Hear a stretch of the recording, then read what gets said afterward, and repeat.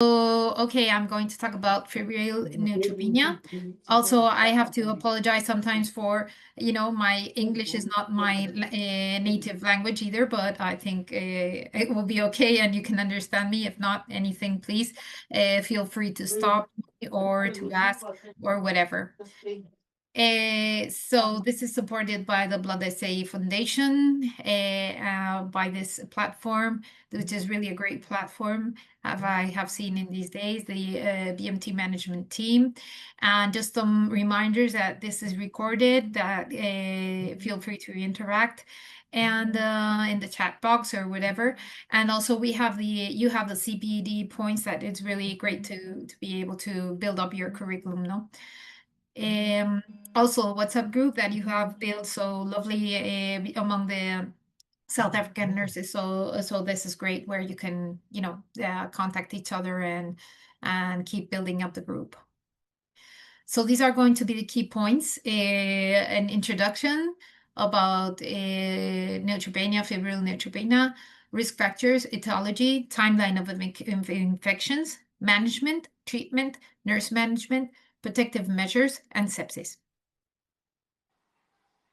So at first we have, as we all know, in our body, and we have our natural barriers. So these are going to be skin and mucosa.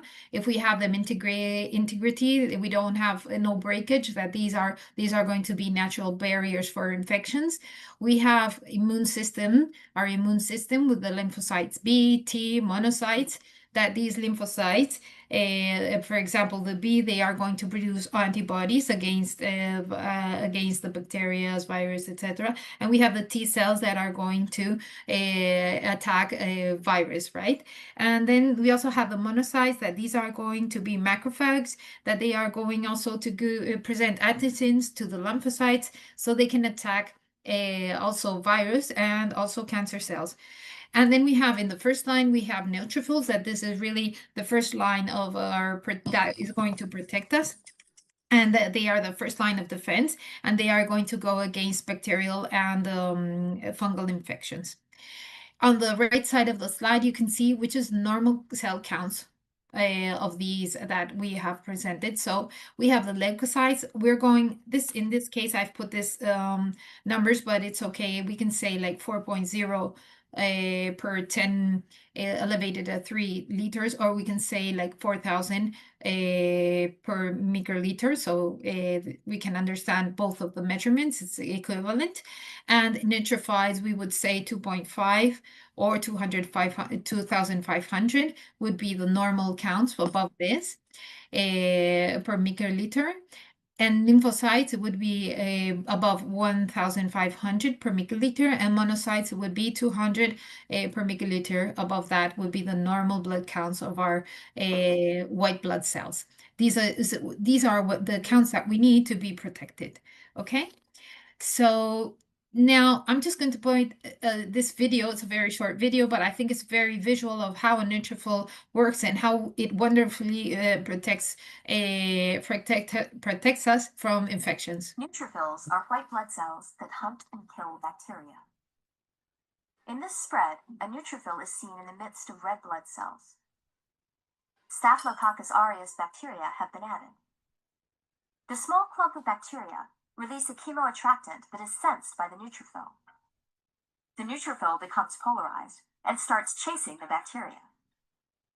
The bacteria, bounced around by thermal energy, move in a random path, seeming to avoid their predator.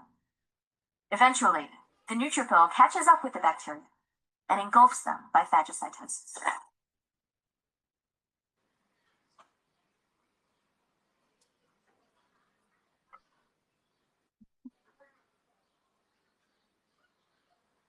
So as you have seen, I think this is really very visual, and it helps us to make the idea of how neutrophils work and how they, go after that bacteria and try also to defend us. So this is why it's so important to have our levels. But this doesn't always happen, as we all know as hematology nurses and transplant nurses. So febrile neutropenia is a critical condition involving fever more than 38 grade degrees Celsius and a low neutrophil count, which makes patients highly vulnerable to bacterial, viral, and fungal infections. What do we call neutropenia? When neutropenia is when the neutrophil count is below 500 neutrophils per milliliter. And also we are going to say neutropenia when we are talking about neutrophil counts below 1,000 neutrophils per milliliter with an expected decrease in the next 24 or 48 hours below 500. That this is usually what maybe could happen or what will happen in our transplanted patients. Fever is a single register of axillary temperature more than 38 grades Celsius degrees, and or could be also two measurements more than 37.8 separately or maintained for at least 1 hour. As you can see here, we have the common terminology criteria for adverse events. This is focused on hematological adverse events. So if you see on this, I don't know if you can see my pointer, but well, if you go to the first, second, third, fourth line, we see neutropenia.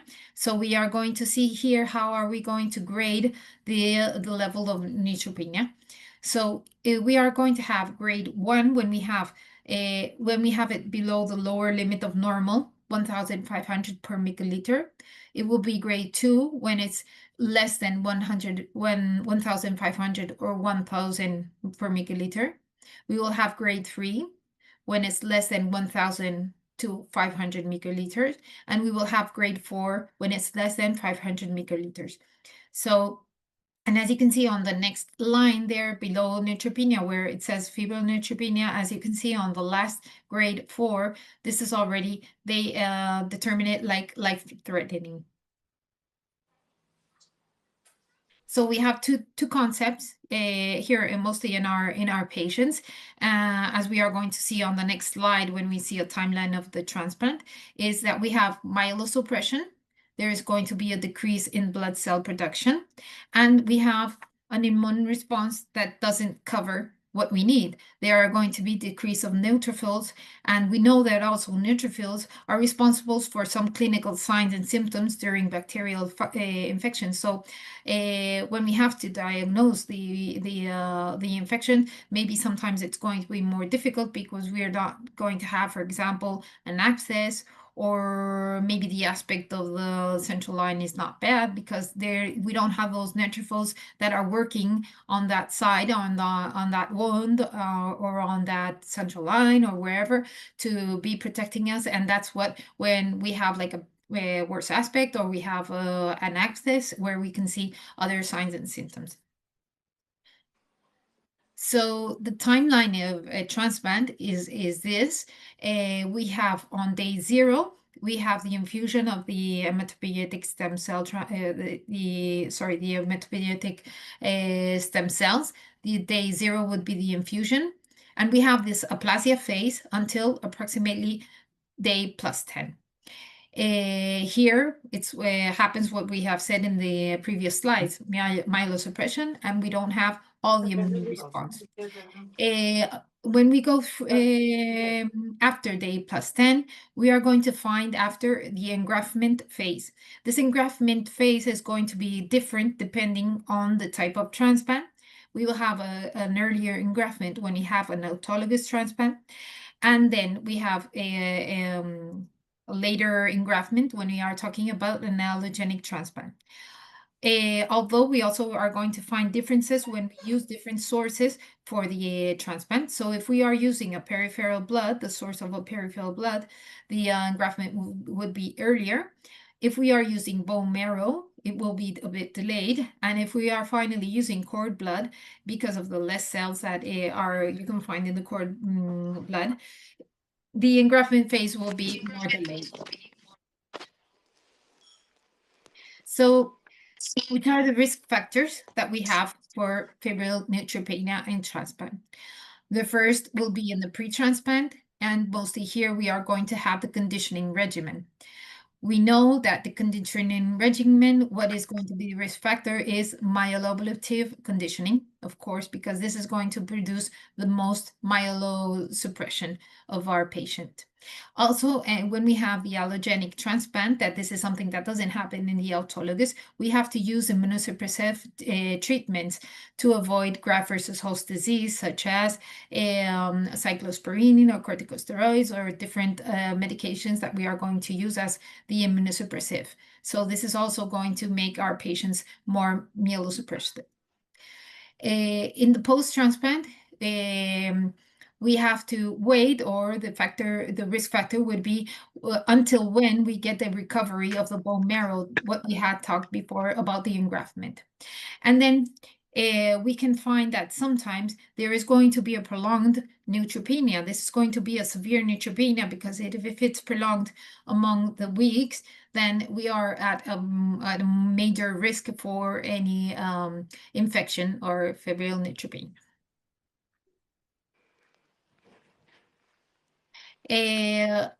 Around the etiology, we are going to find for the bacterial infections, this is going to be produced by gram-positive, by, as you see there, Staphylococcus aureus, Streptococcus pneumonia, among others, gram-negatives, Pseudomonas, Escherichia coli, among others, of course, also. Viral infections that will be produced by herpes virus, as you see here, for example, by varicella zoster, cytomegalovirus, herpes simplex. We also have respiratory virus like influenza, the respiratory syncytial virus, RSV, and others such as adenovirus or Epstein-Barr. And the functional infections will be produced by aspergillosis or candidiasis, among maybe others that can also be present. This is a timeline of the infections that could occur in our transplanted patients. I think a lot of you probably do know this this slide or this presentation because it has been already published in several places. So, but it's a very visual and where you can see how the infections are changed during the phases of transplant. So when we have in the phase 1, the pre-engraftment, well, it's divided in pre-engraftment, post-engraftment, and the late phase, no? And you see also on the second line, it talks about graft versus host disease because in the first phase you have the acute graft versus host disease. At some time in the second phase, you can have an overlap of acute and chronic, and then you can continue probably having only chronic or maybe no GVHD. That would be the best for our patients, of course. Among these, in the phase 1, in the pre-engraftment, where we are going to find the neutropenia, we have barrier breakdown because of the mucositis, or because we also have, for example, the central line inserted in the patient because he is having his transplant. He is in the surroundings of the process of the transplant in the ward. So what is more probable to have here in this phase is more probable to have a bacterial infection produced by gram-negative or gram-positive, or also the endogenous gastrointestinal flora. These are mainly gram-negative, so these can produce infections. And because of the central lines, mostly these we are going to have infections based on gram-positive, such as, for example, Staphylococcus, right? You can also have some types of virus, although they are less common in this first phase. And of course, you can have fungal infections. In the second phase, the post-engraftment, you have that the first recovery are going to be the NK cells.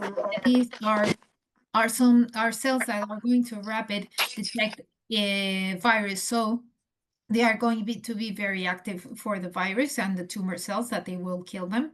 And what we do have are that the T cells that also are active against virus, and we have the antibodies of the lymphocytes B. These are still going to be increasing, but slowly.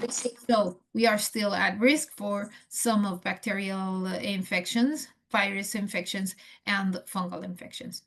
And as you see in the slide, you can see that when the color is in blue, and then if you have a bigger box, you have more risk for this types of infection, right? And in the end, when you are talking about more, we are talking more about day 100 and over. You can have the B cells and the T cells are continuing to recover, but also over here we have already some vaccination, so the patient will be a little bit more protected against some of the infections. Although we will still have encapsulated bacteria there, also the zoster virus, and also fungal infections at a risk.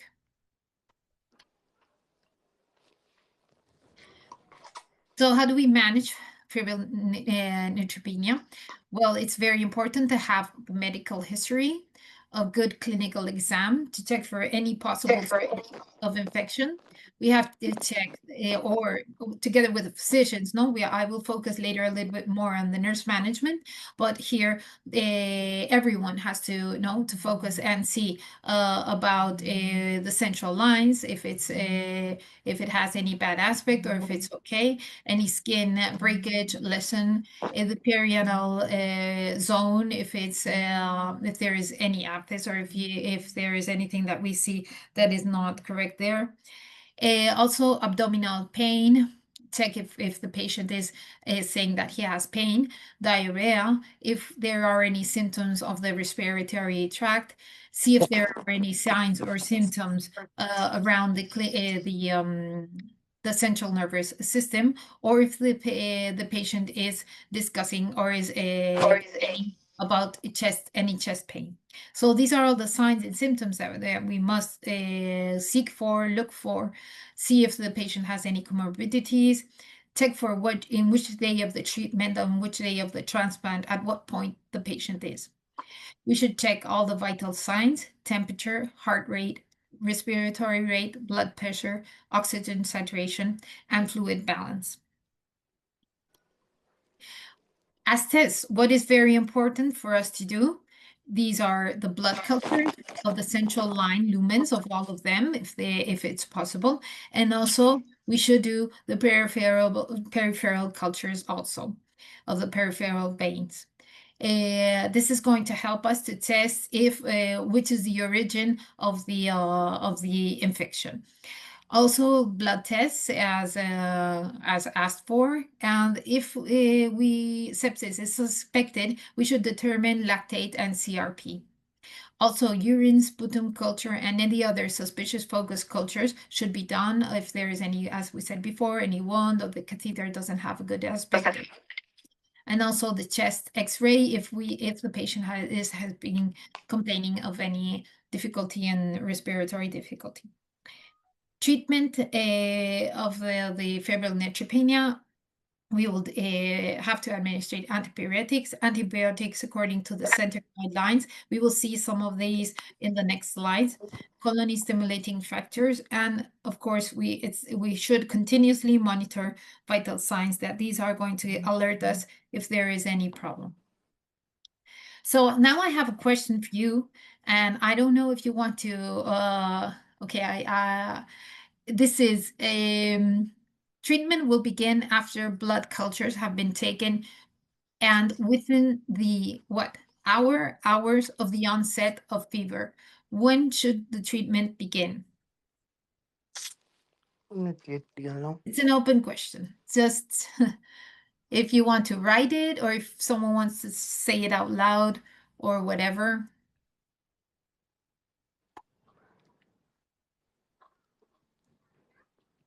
I think you know it. You all know it.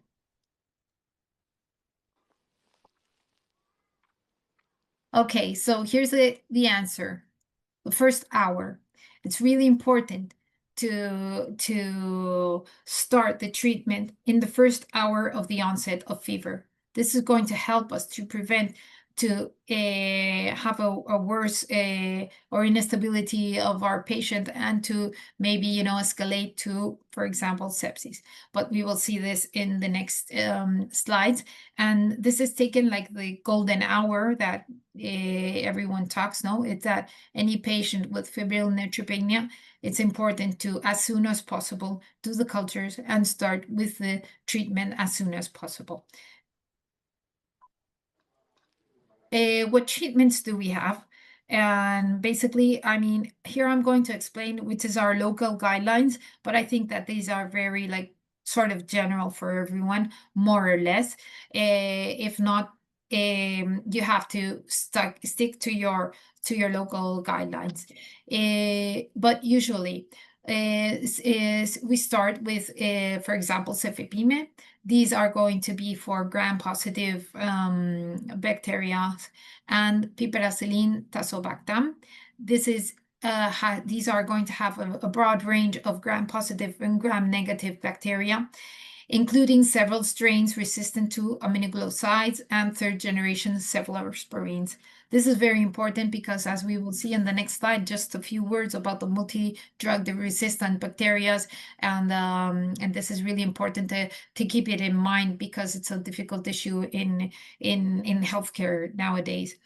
The next, what we would do if we have an anaerobic infection, or we have already discovered by the cultures, or there is a suspicion of anaerobic infection or hemodynamic instability, or we have the PRNL colonized by multi-resistant bacteria, we are going to administer meropenem.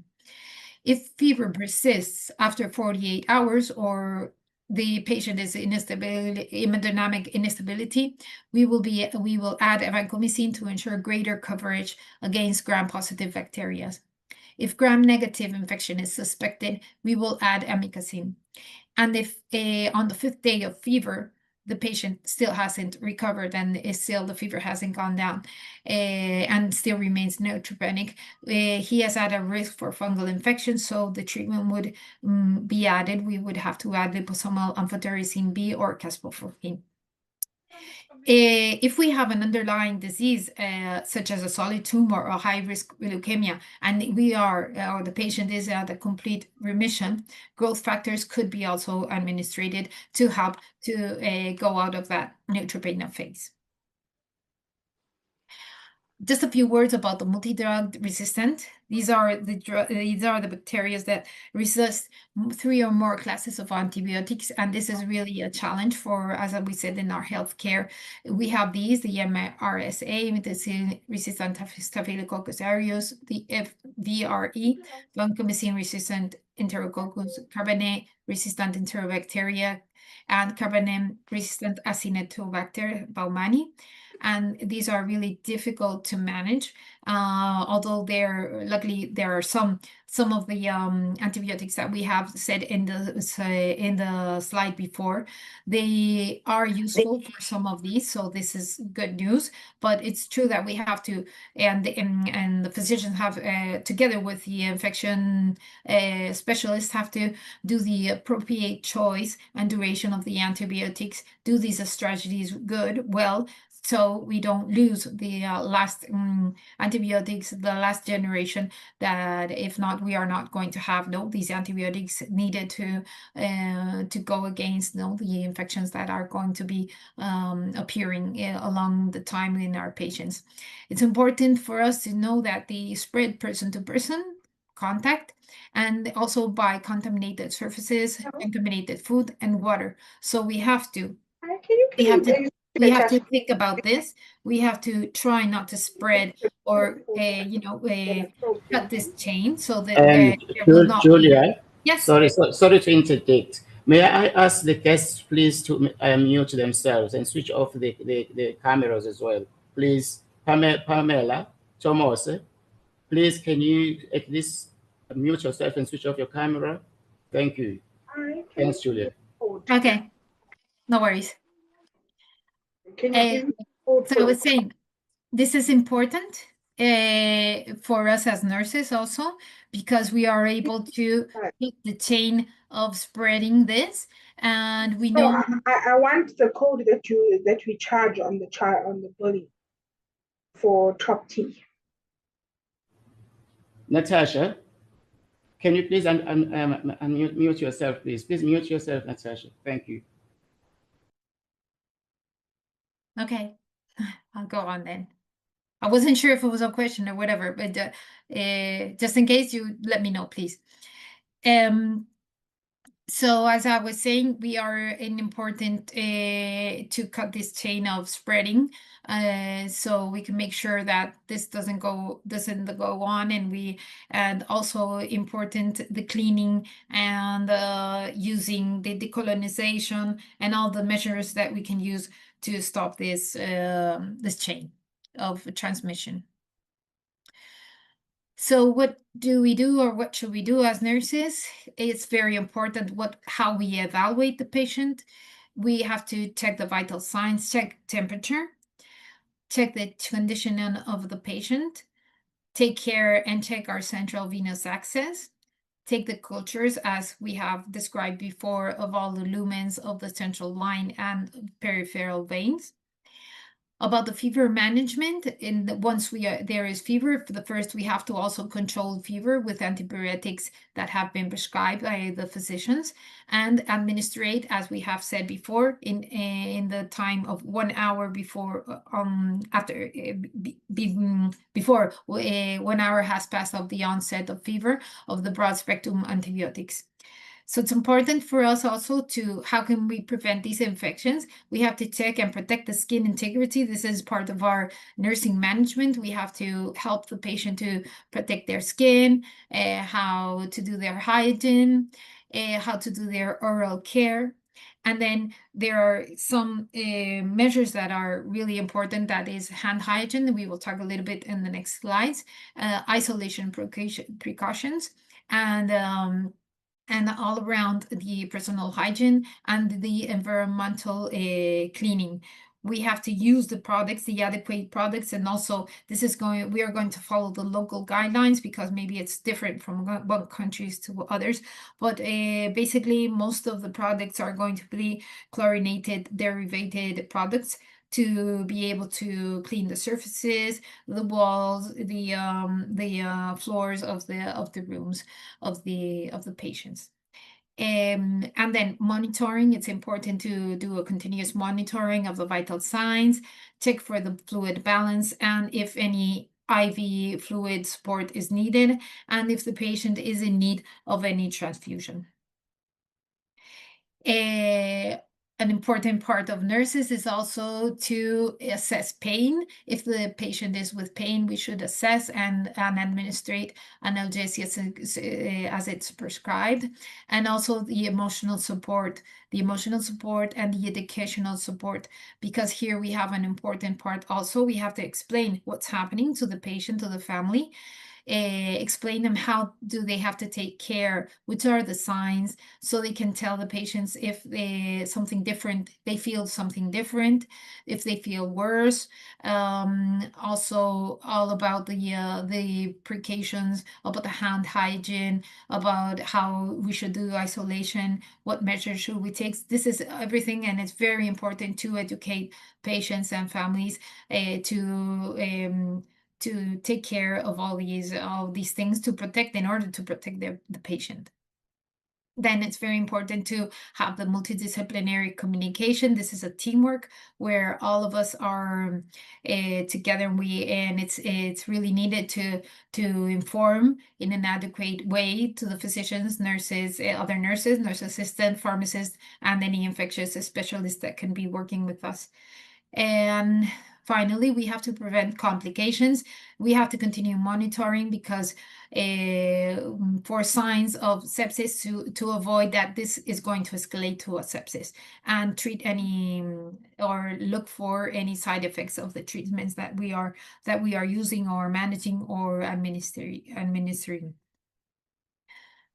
This is the most important thing I think, and actually, I think we all have had the experience in. We already know as nurses from always that this hand hygiene is the most important measure to avoid infections and to cut the chain of transmission and all this. But I think all the world was aware of this when the pandemic situation, so everyone learned a lot about this.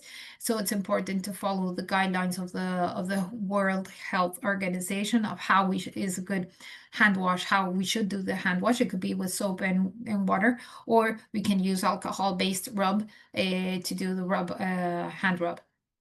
And also very important is the 5 moments. And as we all know, and I think it's very visual there in the slide that you can see in the hands, where you can see like the bacteria and everything, and how this could be passed from one side to another. So it's important to wash our hands or to do hand hygiene before getting to the patient, before doing any technique, after finishing any technique, also when we have finished, after touching any fluids or vomiting or anything of the patient, and finally after touching any of the surroundings of the patient of the room.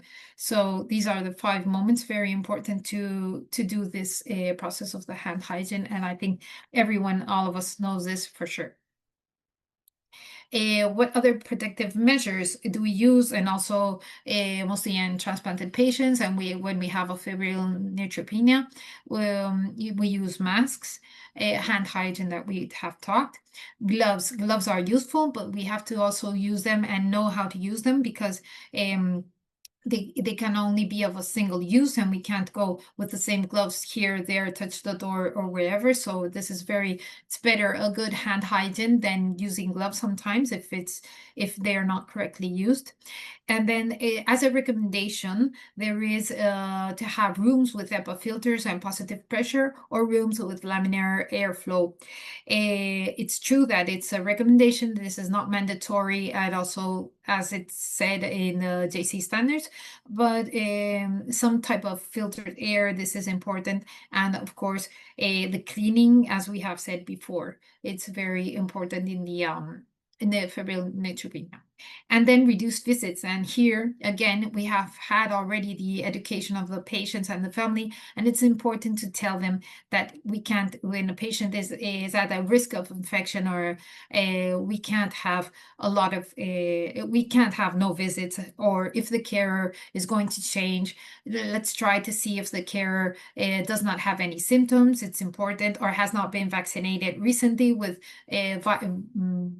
with live virus, some of the vaccinations. So these are things that we have to explain to our patients and to the families and to the carers, because in the end it's all about protecting the patient from avoiding to escalate to any more complications. And now we have some words about sepsis. Sepsis, this is really the unrecognized killer, as it says here in the slide. And some signs of sepsis are tachycardia, tachypnea, hypotension, drowsiness, and confusion. It's very important to know which is the signs of the sepsis. And nurses are very important for screening sepsis, because if we need an early recognition and early intervention, we have to prevent the progression to worsening organ dysfunction, and we have to evaluate the condition and plan for disposition. This is really important, because if not, there is a point where the comeback is sometimes very difficult after sepsis. And here, what tools do we have, or what can help us to really prevent or to have an early recognition? Well, nowadays we have these wonderful tools that are like early warning score. It's called EWS. And as you can see here, there are some physiological parameters and the scores on the top above. And we are going to check for the respiration rate, the saturation of oxygen, the air, if the patient is on air or on oxygen, blood pressure, pulse rate, consciousness, and temperature. So here we are going to combine, by combining each vital sign score, you're going to have generate a score, and this is going to be the early warning score. It's classified in 3 clinical Trigar levels. It's going to be at low risk if it's from score 1 to 4, medium if it's from score 5 to 6, and high risk if it's 7 or more.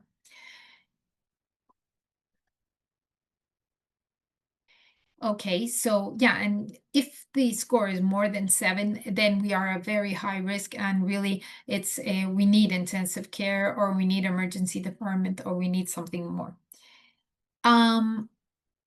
I put here just an example so we can together share and check the score that could be or could happen for this patient. So we go to the room of the patient, and we have a patient that has this as respiratory rate 23, as oxygen saturation of oxygen 95.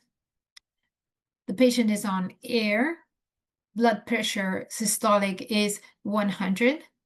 Pulse rate is 112. The patient is alert, and the temperature of the patient is 36 grade Celsius. So take your time and give me a number. I don't know if you want to put just the number, give me the score on, if you can, on the chat, or if you want to just tell it out. I'll give you just like a few seconds or a minute just to think about what score would you have.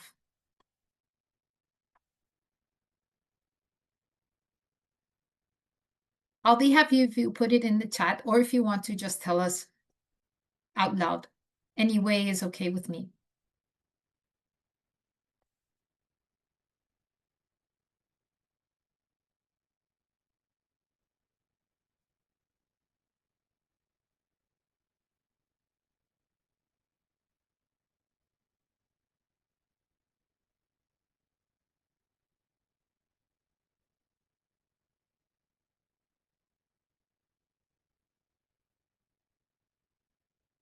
Do you have it?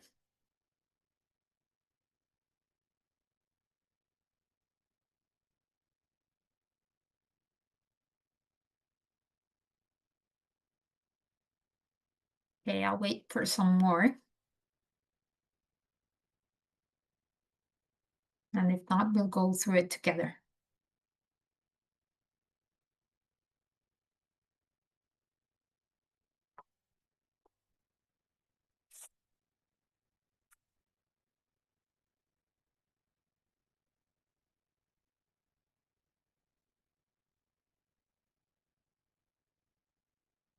Okay, let's go through it together. Yeah. Okay, I have score 8, but let's check, because some of you have already all put 7. So maybe there is some confusion on my side also. It could be, but it's I think it's an easy scale, and I think it's very useful for everyone to use it. No, it's a really nice tool. So the patient has respiratory rate 23. So if we go to the scale, we see that we would have 2. It will be 2 points, right? I'm going to put it down also, just in case. 2 points. We agree, right? Then on this oxygen saturation, I put here that it was 95 on the scale 1, that is this one. It's on the next line. So if we go to 95, it's on the yellow, and we find 94 to 95. So it would be 1 point. So we have 2 points from the respiratory, 1 from scale. From the oxygen saturation, we don't have, we didn't analyze this one, because you don't have below 87. That would be, you see, if you see below 83, 84 to 85, this is the third line, 86 to 87, and then you have 88 to 92, but this is on air. Or bigger on it. If you have more than 93 on air, this would be 0. okay? Because the others are on oxygen. If it's more than 93, 94, 95, this is on oxygen, so it would give 1 point, 2 points, 3 points. But we don't have no points here on this saturation, okay? The patient is on air. He is not using oxygen. So on air, it will be 0 points. So we continue having 2 0 points. We had 2 in the first, 1 in the second, 0 on the third, 0 on the fourth. And then we had the blood pressure on the fifth line. 1, 2, 3, 4, 5. On the fifth line, we have blood pressure that it was 100, the systolic. So 100 would be 2. So we would have a 2 here. And then we have the pulse rate. It would be 112. The pulse rate, if we go again on the sixth line, we have it here, 111 to 130. It will be 2 points score. And then finally, well, not finally, is yet we have, when we are looking at the patient, if he is consciousness or not, we find that the patient is alert. So this would be 0 points. And then at the end, we have the temperature. The temperature, we said it was 36 grade Celsius. So if we go here to the score, we find in the last line, we find the temperature score 135.1 to 36. So this would be 1. So final score, 8. I think this is right. Any comments?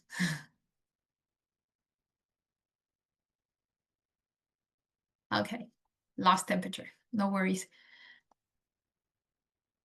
Sorry, I didn't put, yeah, right. On the temperature, I didn't put grade Celsius, so that was my fault. So this is why you didn't add 1 point. That makes the score 8, right? So in the next slide, we will see what we have to do with the different scores when we have it. But I just wanted to point out here that we have, there are some methods to communicate, like this method that is the S-bar communication. I don't know if you know about it. Maybe some of you do, probably, for sure. This is called S-bar. And this is a nice way of communicating in a very concrete way with all the team. Here you have to explain the situation, background, the assessment, and the recommendations that you give about your patient. And you clearly get to your concerns this way in a very concrete way, and so this information gets this way to the medical team. It's like also very helpful because you don't get lost in explaining other things of the patient, but you really get which is the situation, which is the background, which has been the assessment, and what do you recommend. So I mean, this is a transplanted patients that is well, the situation would be this patient has these vital signs. The background is that the patient is transplanted and actually is in myelosuppression, and it has febrile neutropenia. The assessment is the score that I have done in the early warning is 8, and the recommendation is we have to escalate to the emergency department due to this score. So it's an easy way, very concrete, to get to the information to the team. Just like we'll go through what we have to do in the different scores in this early warning score. Score 0, there's no change, so it's just the routine monitoring. In the low risk, there are some parameters slightly outside normal range. So the ward nurse should do prompt assessment and decide if the issue would increase the monitoring frequency or escalation of clinical care. If it's low to medium risk, score of 3, we have one specific physiological parameter insignificantly abnormal. So the action would be to urgently review by a doctor if we have to determine the cause and decide on the next steps. At a medium risk, the score would be 5 to 6, and then multiple parameters are significantly deranged. So the action will be through an urgent review by a acute care team, emergency to lead the decision to probably escalate to a critical care. And if you have a score 7 or more, the patient's condition is severe, so the emergency assessment is needed by a critical care team, and probably transfer the patient to a high dependency or intensive care unit. So I think nurses here, we can make the difference because we are bedside 24 hours, 7. We are aware of all changes, communicating with the patients, with the family. We have done this educational support for the family, so they will make us also aware. And we do all this emotional support on where are you, what's happening, how can we help, and what do you have to do. So this is really, it makes a difference, and it's important to be aware of all this.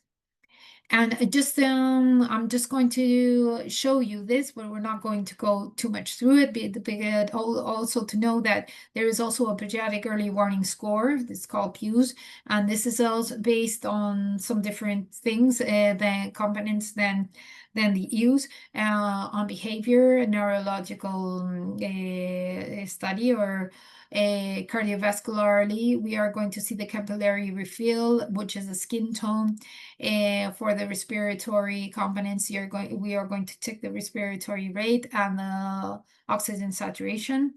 Also, it's going to be based on the staff concerned. If the staff is concerned about what seeing that the child is not very well, and also on the family concern. So these are some not so objective things, but it's also important because they do give us a hint on what's happening. And then the vital signs should be evaluated, checking the ranges, because the ranges are going to be different for infants, for toddlers, or older kids. And again, they also will have their warning score, and when the ranges of the score to escalate the needs of calling an emergency department, or doing more frequently detection of vital signs, or so on. So it's more or less the scale is going to be the same as in the adults. And well, finally, we've got to the end. So, oops, sorry, this went away. And just to share with you some take-home messages. Febrile neutropenia has a significant impact in morbidity and mortality in our transplanted patients. Nurse assessment and screening is key for patients with febrile neutropenia. We have to monitor them. We have to be aware and have the preventive measures. We have to do all this education around family and patients to get the best from them also, and to get the best for the patient. Treatment will begin after blood cultures and that have been taken, and within 1 hour of the onset of fever. This is very important to not escalate the worsening of our patient. And it's important to keep in mind that sepsis is life-threatening, and that early warning scores and structured communication method are key to escalate to critical care in advance, so we can prevent probably this life-threatening in the end issue. So thank you. You can contact me here at this email or anyway. We are also in the WhatsApp group, so with no problem we can contact. And thank you for attending.